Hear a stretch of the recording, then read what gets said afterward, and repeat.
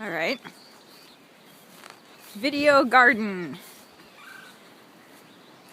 So for those of you familiar, more or less, with the setup, this is the tire garden. You can see the milkweed coming up. That big one is the well-established swamp milkweed. Big swampy. And there's a little swampy right there. And some common milkweed coming up. Milkweed tire. And Queen Anne's lace down there. This is the swing set where the morning glories are just coming up. I gotta keep an eye on them because they're, of course, spreading to where I don't necessarily want them.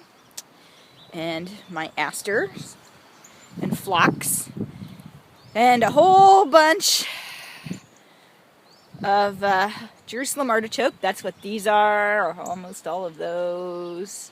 And except for that big one, that there is the front and center is another aster. But all of that stuff surrounding it, I'm pretty sure is Jerusalem artichoke.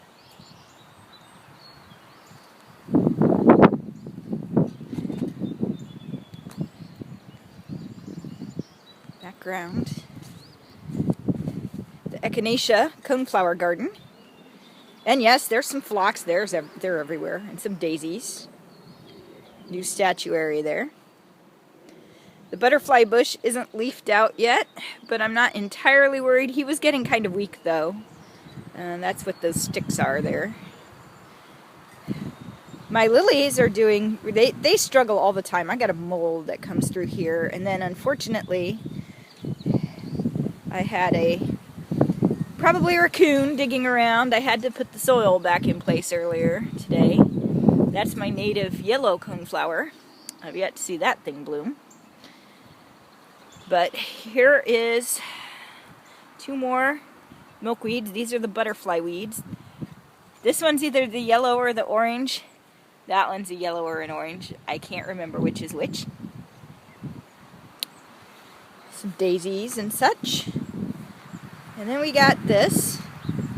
This is a quince. Actually, there's several quinces. This is actually the parent quince. This is the first one. And then there's another one there. And another one there. More coneflowers. Some allium. Over here, got some phlox. Got some weeds. More, this is the shorts aster, which is really delicate looking when it blooms. It's gorgeous. And a dandelion, which is fine. I don't care about the dandelion. He's outside the garden, technically, anyway. And as is the catnip. But this is the lead plant coming up. It's a perennial shrubby-like thing. And this stalk here is the center of the plant, really. This one and that one there from last year.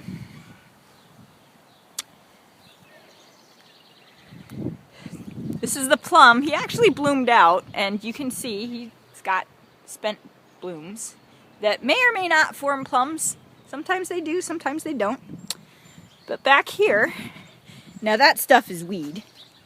This stuff that I need to get out. But this, with the really fuzzy leaves here, this stuff all through here, I think is, except for this, which is a Jerusalem artichoke, but I think this is the cousin to the Jerusalem artichoke, which is the downy sunflower, another native. And that's pretty much my garden so far. So,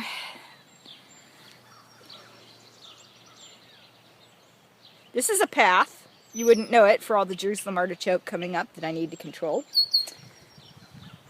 And the path comes around back by, this is a honeysuckle that's in bloom.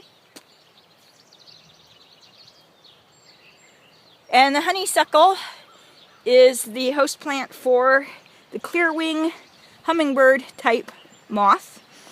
They look like little bees, but they fly like a hummingbird. I got my violets. Of course, those are good for the fritillaries. Great spangled, love them. And if I came out here in the evening when they feed, because they're feeders and they're early risers, they winter over, I believe, as eggs. I'd have to double check on that, but I believe they're early caterpillars.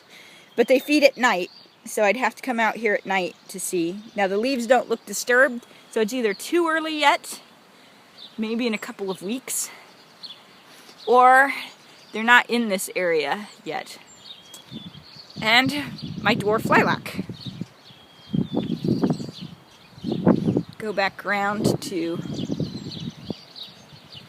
the swing set. That's a huge clump of morning glories. And this is my older sister's. She's got one tulip that's spent, but the rest of these are peonies that aren't blooming yet. You can see the buds.